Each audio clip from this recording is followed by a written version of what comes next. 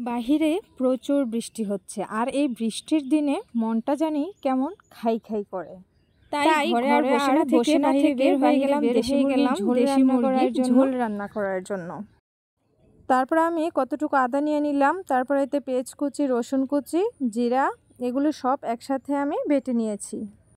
আর অন্যদিকে দেশি মুরগিটা নুন, হলুদ, মরিচ দিয়ে ভালো করে মেখে একটা কড়াইতে তেল দিয়ে দিলাম। তেলটা কিছু গরম হওয়ার পর এতে আমি মেখে রাখা মুরগির মাংসগুলো দিয়ে দিয়েছি।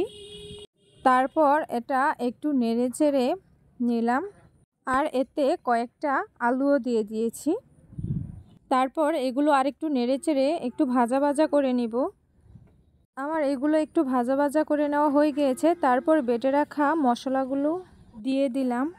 তারপর এই সবগুলো আবার একসাথে নেড়ে চেড়ে নিব। মাংসের সাথে মশলাগুলো সুন্দর করে একসাথে মেখে নিব। তারপর এতে শুকনো মশলাগুলো দিয়ে দিলাম।